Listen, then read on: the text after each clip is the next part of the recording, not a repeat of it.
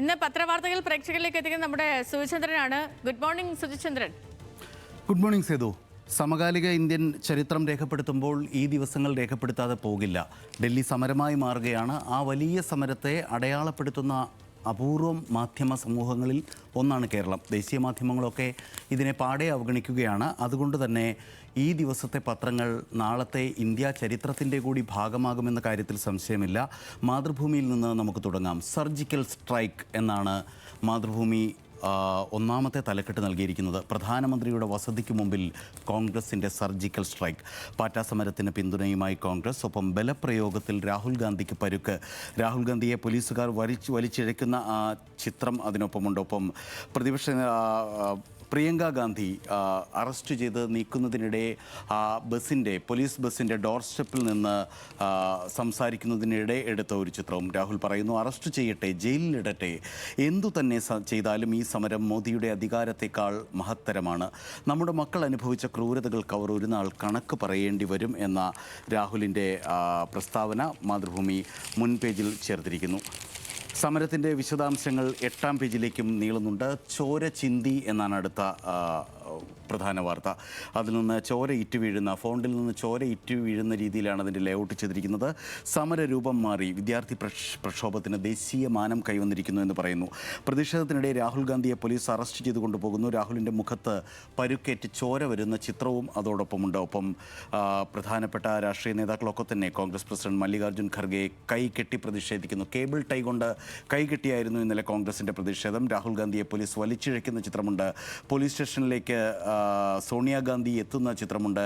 Samajwadi party Akhilesh യാദവിനെ police ഉദ്യോഗസ്ഥർ ബലം പ്രയോഗിച്ച് കസ്റ്റഡിയിലെടുക്കുന്ന ചിത്രമുണ്ട്. കടുപ്പിച്ച് കനത്ത നിയന്ത്രണങ്ങൾക്കിടയിലും ആയിരങ്ങൾ എത്തിക്കൊണ്ടിരിക്കുകയാണ്. സമ്മർദ്ദങ്ങൾക്കിടയിലും പ്രധാനാണ് എന്ന് BJPക്ക് ധർമ്മേന്ദ്ര പ്രധാനെക്കുറിച്ചുള്ള ആ വാർത്ത. ഒപ്പം ഈ സമരം ഇന്ത്യക്ക് വേണ്ടിയെന്ന് മാതൃഭൂമി മുഖപ്രസംഗവും എഴുതിയിരിക്കുന്നു. ഇന്ത്യ എന്ന ആശയം മുമ്പെങ്ങുമില്ലാത്ത വിധം വെല്ലുവിളി നേരിടുന്നൊരു കാലത്താണ് നാം ജീവിക്കുന്നത്. 12 വർഷത്തെ BJP ഭരണം രാജ്യത്തിൻ്റെ ചട്ടക്കൂടിനുണ്ടാക്കിയ കേടുപാട് ചില്ലറയല്ല എന്ന് മാതൃഭൂമിയുടെ അഭിപ്രായമായി തന്നെ പറയുന്നു.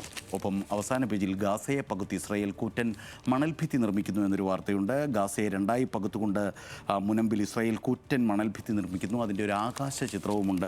വളരെ പ്രധാനപ്പെട്ട വാർത്തയായുണ്ട്. ഇന്ത്യയെ സംബന്ധിച്ച് ഏറ്റവും പ്രധാനപ്പെട്ട വാർത്തയ്ക്കിടയിൽ അത് പറഞ്ഞു പോയെന്നേ ഉള്ളൂ.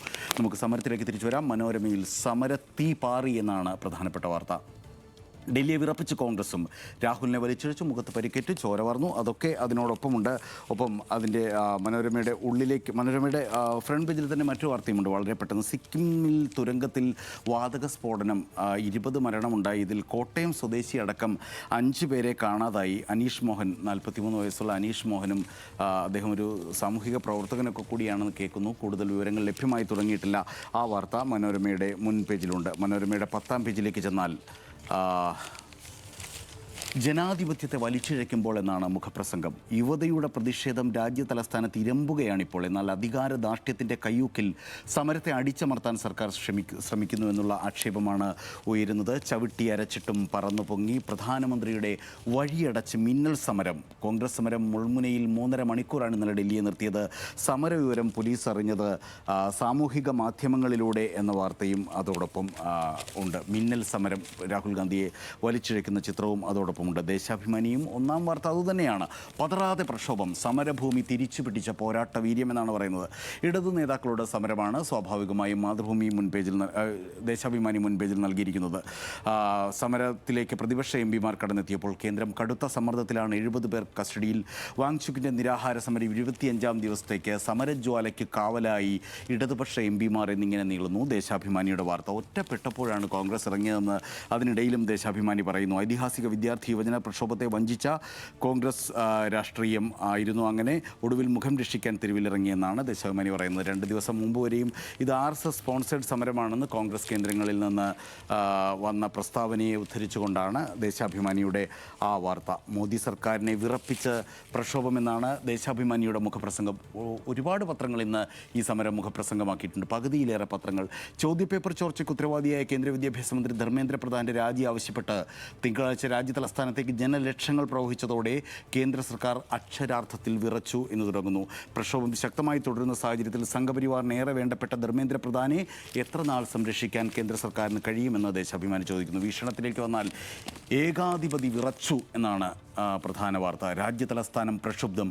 രാഹുൽ ഗാന്ധിയും പ്രിയങ്കയും അടക്കം ജനപ്രതിനിധികൾ അറസ്റ്റിൽ എന്ന് തുടങ്ങുന്ന വാർത്ത. പാർലമെൻറ്റിൽ ചർച്ചയ്ക്ക് തയ്യാറായി സർക്കാർ. രാജിയില്ലാതെ ചർച്ചയ്ക്കില്ലെന്ന് കോൺഗ്രസ് പറയുന്നു. ഒപ്പം മറ്റൊരു ചെറിയ വാർത്ത, കള്ളൻ വിജയനിൽ കലിയടങ്ങുന്നില്ല. ദേശാഭിമാനി വാരാന്തപ്പതിപ്പ് വിവാദത്തിൽ ന്യൂസ് എഡിറ്ററെ ചുമതലയിൽ നിന്ന് നീക്കിയ വാർത്തയും അതോടൊപ്പം വീക്ഷണം മുൻപേജിൽ ചെറുതായാണെങ്കിലും നൽകുന്നുണ്ട്. ഈ വലിയ വാർത്തയ്ക്കിടെ ജനയുഗത്തിലേക്ക് വന്നാൽ രാജ്യം സമരമായി എന്ന് ജനയുഗം വാർത്ത പറയുന്നു. മോദി ഭരണം കടുത്ത പ്രതിസന്ധിയിലാണ്. പ്രധാനമന്ത്രിയുടെ വസതിക്ക് മുമ്പിൽ അസാധാരണ സംഭവങ്ങൾ. നേതാക്കളെ അടക്കം വലിച്ചിഴച്ച് അറസ്റ്റ് ചെയ്തു എന്നാണ്. ഇനി ജനയുഗത്തിൻ്റെ മുഖപ്രസംഗത്തിലേക്ക് വന്നാൽ ഇന്ത്യൻ യുവത്വം, വിദ്യാർത്ഥികളും യുവാക്കളും ഭാവിയുടെ വാഗ്ദാനവും പ്രതീക്ഷയും മാത്രമല്ല രാജ്യത്തിൻ്റെ വിധാതാക്കൾ തന്നെയാണ് എന്നൊക്കെ പറഞ്ഞു വന്നിട്ട് അതുകൊണ്ട് തന്നെ ഈ ബഹുജനരോഷം ആ സംവിധാനത്തെ തന്നെയാണ് അഭൂതപൂർവമായ കരുത്തോടെ വെല്ലുവിളിക്കാൻ മുതിർന്നിരിക്കുന്നത്. ഇന്ത്യൻ ഭരണകൂടത്തെ വെല്ലുവിളിക്കാൻ ഇവിടുത്തെ ജൻസി ചെറുപ്പക്കാരുടെ സമര സംഘശക്തിയെ തയ്യാറാവുന്നതിനെക്കുറിച്ചാണ് ആ വാർത്ത. ദേശീയ ദിനപത്രങ്ങളും ഹിന്ദുവൊക്കെ നേരത്തെ തൊട്ടേ ഈ ഒരു വാർത്തയ്ക്ക് മറ്റു പത്രങ്ങളെ അപേക്ഷിച്ച് പ്രാധാന്യം നൽകുന്നുണ്ട്. ഇന്നത്തെ പ്രധാന വാർത്ത ഹിന്ദുവിൻ്റെയും ഇതാണ്. Congress leaders detained after dharna at PM's house. Rahul leads march to Modi's official residence amid anti government protest എന്ന് തുടങ്ങി. Thousands regroup at CJP protest site after crackdown എന്ന് ഹിന്ദു വാർത്ത നൽകുന്നു. ഇന്ത്യൻ എക്സ്പ്രസ് ഒക്കെ മടിച്ചാണ് ഈ വാർത്തയെ മുൻപേജിലേക്ക് എത്തിച്ചതെങ്കിലും ഇന്നത്തെ ഇന്ത്യൻ എക്സ്പ്രസിൻ്റെ പ്രധാന വാർത്ത ഇതുതന്നെയാണ്. High drama at Congress take protest to PM's doorstep. Congress joint students protest. Rahul, Priyanka, Akhilesh detained after sit-in എന്ന് വാർത്ത കൊടുക്കുന്നു ഇന്ത്യൻ എക്സ്പ്രസ്. ടൈംസ് ഓഫ് ഇന്ത്യയൊക്കെ ഇപ്പോഴും ഈ വാർത്ത ഇത്തിരി പുറകിലാണ് വെച്ചിരിക്കുന്നത് കേട്ടോ. ഇനി മാധ്യമത്തിലേക്ക് വന്നാൽ ചോര പൊടിഞ്ഞു ഡൽഹി. അഖിലേഷ് യാദവ് അടക്കം ഐക്യദാർഢ്യവുമായി എത്തിയവരെയും കസ്റ്റഡിയിലെടുത്തു എന്ന് പറയുന്നു. ഇന്നത്തെ മാധ്യമത്തിൻ്റെയും മുഖപ്രസംഗം സമരം തന്നെയാണ്. പാറ്റ പ്രക്ഷോഭത്തെ ബലപ്രയോഗം കൊണ്ട് അടിച്ചമർത്താനാകുമോ? അണ്ണാ ഹസാരെ സമരത്തിൻ്റെ മറവിൽ ജനരോഷം ഇളക്കിവിട്ട് അതിൻ്റെ മേൽവിലാസത്തിൽ അധികാരത്തിലേറിയ പാർട്ടിയാണ് തങ്ങളെന്ന സത്യം മറന്നിട്ടില്ലെങ്കിൽ ഈ സമരത്തോടും ക്രിയാത്മകമായി പ്രതികരിക്കാൻ കാവി പാർട്ടിക്ക് ധാർമ്മിക ബാധ്യതയുണ്ട് എന്ന് പറയുന്നു മാധ്യമം. ചന്ദ്രികയുടെ പ്രധാന വാർത്തയും ഇതുതന്നെ. വിറച്ച് ഡൽഹി എന്നാണ് പറയുന്നത്. ധർമ്മേന്ദ്ര പ്രധാൻ്റെ രാജി. കോൺഗ്രസ് മിന്നൽ പ്രക്ഷോഭത്തിലാണ്. ഡൽഹി മാർച്ചുമായി കർഷകരും വരുന്നു. അടുത്ത കേന്ദ്രത്തിൻ്റെ പുതിയ തലവേദന. നീറ്റ് ചോദ്യപേപ്പർ ചോർച്ചയുമായി ബന്ധപ്പെട്ട ക്രോക്രോച്ച് സമരത്തിനിടെ വെട്ടിലായ കേന്ദ്ര സർക്കാരിന് പുതിയ തലവേദന സൃഷ്ടിച്ച് കർഷകരും ഡൽഹി റാലിക്കൊരുങ്ങുന്നു. ഇന്ത്യ-US വ്യാപാര കരാറിനെതിരെയാണ് കർഷക കൂട്ടായ്മകളുടെ നേതൃത്വത്തിൽ ഡൽഹി കിസാൻ ഘട്ടിലേക്ക് കർഷകർ പ്രതിഷേധ മാർച്ചുമായി നീങ്ങിക്കൊണ്ടിരിക്കുന്നത്. അതിർത്തിയിൽ ഒരുപക്ഷെ അത് തടഞ്ഞേക്കുമെങ്കിലും ആയിരക്കണക്കിന് കർഷകരും ഈ സമയം ഡൽഹി ലക്ഷ്യമാക്കി നീങ്ങിക്കൊണ്ടിരിക്കുകയാണ് എന്ന വാർത്ത ചന്ദ്രിക മുൻപേജിൽ നൽകുന്നു. ചന്ദ്രികയുടെ 4-ാം പേജിൽ സമാനതകളില്ലാത്ത ജനാധിപത്യ പോരാട്ടം എന്ന പേരിലാണ് ഈ സമരത്തെ മുഖപ്രസംഗമാക്കിയിരിക്കുന്നത്. കേന്ദ്ര വിദ്യാഭ്യാസ മന്ത്രി ധർമ്മേന്ദ്ര പ്രധാൻ രാജി ആവശ്യപ്പെട്ട് ഡൽഹിയിൽ നടക്കുന്ന പ്രക്ഷോഭം സമാനതകളില്ലാത്ത പ്രക്ഷോഭമായി മാറുന്നു. ജനാധിപത്യ വിരുദ്ധത മുഖമുദ്രയാക്കിയ മോദി സർക്കാരിൻ്റെ അന്ത്യത്തിൻ്റെ തുടക്കമായി ഈ മുന്നേറ്റം മാറുമെന്നതിൻ്റെ സൂചനകളാണ് സമരോത്സുകമായ ഈ അന്തരീക്ഷം സമ്മാനിക്കുന്നത് എന്ന് ചന്ദ്രിക പറയുന്നു. മംഗളത്തിന് മുൻപേജ് വാർത്ത ഇതുതന്നെ. മുറിവേറ്റ പ്രതിഷേധം എന്നാണ് പറയുന്നത്. പ്രധാനമന്ത്രിയുടെ വസതിക്ക് മുമ്പിൽ കോൺഗ്രസ് പ്രതിഷേധം നടക്കുന്നു. 7-ാം പേജിൽ ഈ സമരത്തിനിടെ ഒരു വിദ്യാർത്ഥിക്ക് പരിക്കേറ്റു. ആ കുട്ടി ഇപ്പോൾ അത്യാസന്ന നിലയിൽ ICUവിലാണ്. പ്രതിഷേധത്തിന് സംഘർഷം. സെൻസസ് ചലോ മാർച്ചിനിടെയുണ്ടായ പോലീസ് നടപടിയിൽ 20-കാരിയായ വിദ്യാർത്ഥിനിക്ക് ഗുരുതര പരിക്കേറ്റ വാർത്തയും ആ കുട്ടി മരണത്തോട് മല്ലടിച്ച് ആശുപത്രിയിൽ തുടരുന്ന വാർത്തയും ഇതോടൊപ്പം മംഗളം റിപ്പോർട്ട് ചെയ്യുന്നു. ജന്മഭൂമിയുടെ തലക്കെട്ട് സ്വാഭാവികമായും നമ്മൾ ഇന്ന് വായിച്ചു പോകണം. വ്യത്യസ്തമാണ്. അരാജകവാദികളുടെ കലാപ നീക്കത്തിന് കോൺഗ്രസ് ഇടത് പിന്തുണ എന്നാണ് ജന്മഭൂമിയുടെ മുൻപേജ് വാർത്ത. രക്തസാക്ഷികളെ സൃഷ്ടിക്കാൻ ശ്രമം നടക്കുന്നു. തകർത്തത് 20 വാഹനങ്ങൾ, കല്ലുകൾ എത്തിച്ചത് പെട്ടികളിൽ, 118 പോലീസുകാർക്ക് പരിക്ക്, CJPയുടെ ആക്രമണത്തിൽ തകർത്ത പോലീസ് വാഹനം എന്നിങ്ങനെ ഇത് അരാജകവാദികളുടെ കലാപം എന്ന രീതിയിലാണ് ജന്മഭൂമി അടയാളപ്പെടുത്തുന്നത്. കേരള കൗമുദിയിലേക്ക് വരികയാണെങ്കിൽ അസാധാരണം, നാടകീയം, പ്രതിഷേധ ചൂടിൽ ഡൽഹി, സമവായം പാളി, രാഹുലും പ്രിയങ്കയും അടക്കം നേതാക്കളെ അറസ്റ്റ് ചെയ്തു വിട്ടു. പ്രധാനമന്ത്രിയുടെ ഔദ്യോഗിക വസതിക്ക് മുമ്പിൽ സംഘർഷം. ഇപ്പോഴും ഡൽഹി ജന്തർ മന്ദറിലേക്ക് ഈ ജൻസി ചെറുപ്പക്കാർ രാവിലെ എത്തി തുടങ്ങിയിരിക്കുന്നു എന്നാണ് നമുക്ക് രാവിലെ ശരത്തോട് നിന്ന് റിപ്പോർട്ട് ചെയ്യുന്നത്.